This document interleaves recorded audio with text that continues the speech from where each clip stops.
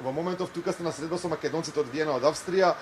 Зашто разговарате, што се разговара на оваа средба? Па, навистина е задоволство да се биде во црквата Свети Наум Охридски, тука во Виена, каде што прво се почитува македонската традиција и убавата македонска православна вера и навистина е гордост и чест што сме тука. Бевме угостени од бројни луѓе кои што живеат во Виена, секако и од отецот кој што ја води оваа црква, така што навистина ми е драго што православните верници од Македонија можете тука во Виена да се молат на Бога за подобро здравје, за успеси во животот и за просперитет на Македонија.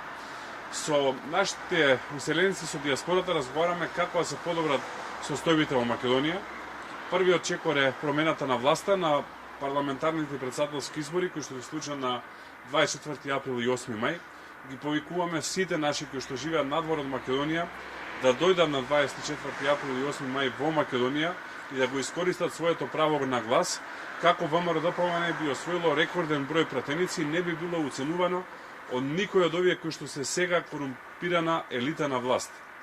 На ВМРО-ДПМН му треба чист мандат со голем број на пратеници, ако е возможно и 61 пратеник, со цел да не биде уценувано и секако политичката партија дуи да оди во опозиција. Затоа ни е потребно сите кои што живеат надвор од Македонија, како и сите кои што живеат во Македонија, да дојдат на 24 април и на 8 мај да гласаат. А после тоа разговараме како заеднички да ги исправаме работите, пред се да се врати гордоста, македонската национална гордост кај македонците, тоа е првата работа што треба да ја направиме, и секако втората работа е чистење на корупцијата и покренување на економијата со цел што помалку луѓе да ја напуштаат Македонија и секако оние кои што се надвор да имаат можност да се вратат во Македонија.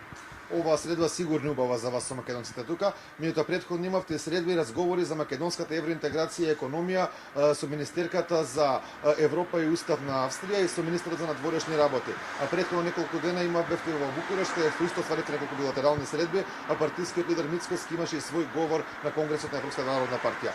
Зашто се разговараше прво денеска тука во Виена со политичкиот крем на Австрија, можеме да кажеме? Па добро рековте, министерката Ештадлер и министерот Шаленберг се двајца водечки луѓе во Австрија. Самото тоа што ние се уште сме во опозиција, а бевме примени на највисоко државно ниво со сите почести и протоколи кои што следуваат само за државници, покажува како австријската влада гледа на ВМРО-ДПМН, а тоа е како партија која што ќе води идната влада на Македонија како сериозен партнер во Македонија.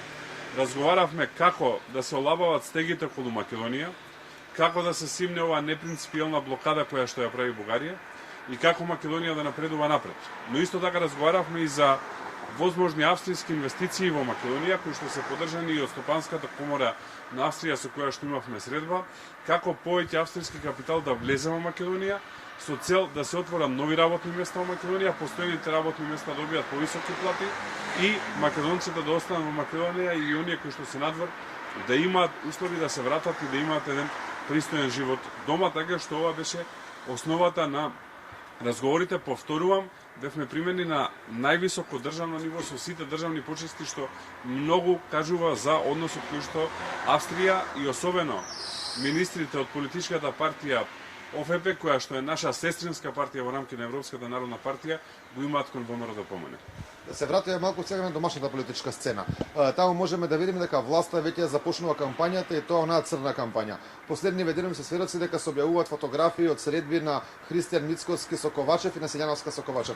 Дали можеме да кажеме дека власта се спрема за нацрневалка на кампања? Тоа е смешна работа. Видете, луѓето кои што ја избриша и изгазија Македонија, луѓето кои што сменија име на Македонија, знаме на Македонија, кои што подпишеа договор со кој што практично признаваат дека македонците не постоеле, дека се бугари, сега да глумат патриотизам, е слично на она која Миле Зечевич на конј јаваше во Крушево и исто така се обидуваше да глуми комете и патриотот, предавници, комити и патриоти не бива и таа улога на СДСМ не му личи и наследниве парламентарни и претседателски избори ќе го видат тоа и ќе видат прегазени. Ниједна црна кампања нема да им успее, повторувам, од предавници, комити и патриоти не бива. Откако министерот за внатрешни работи Панче Тошковски предупреди дека можеби студија граѓани нема можат да гласаат на изборите бидејќи имаат неважечки пасоши и стечена лична карта, на иницијатива на ВМРО ДПМН СДСМ прифатија во собранието да изгласаат да може да се гласа и со истечена лична карта и со неважечки пасош евентуално. Дали според вас ако ова не се откриеше страна Тошковски, власта беше спремна да дозволи студија граѓани да не може да гласаат? Па ние разговараме за измените на изборниот законник добри 6 месеци, не ова од вчера. Измените на изборниот законник ги разговараат два тима од ВМРО ДПМН и од власта, затоа што измените на изборниот законник мора да бидат со консензус и во таа насока овие измени беа готови уште некаде октомври месец. Власта ги блокираше од само за нив познати причини, но за тоа ќе разговараме во некоја друга прилика. Добро е дека сега измените на изборниот законник поминаја и дека сите луѓе кои што имаат пасош со Република Македонија, а не извадили нов пасош, ќе може да гласат на изборите, како и сите луѓе кои што имаат лична карта со Република Македонија или лична карта која што е истечена од август минатата година па навака, ќе може да гласат на изборите. Ќе повторувам, сите кои што имаат истечена лична карта до 9 месеци или истечен пасош до 9 месеци или имаат важешки пасош или важешка лична карта на кој што пишува Република Македонија, а не новата придавка, ќе можат да гласаат на парламентарните избори благодарение на пратеничката група на ВМРО ДПМН која што ги иницираше измените на изборниот законник за кој што се разговараше или преговараше повеќе од 6 месеци и конечно вчера беа усвоени во рамки на собранието. Благодарам господин Николовски за гостување. Благодарам за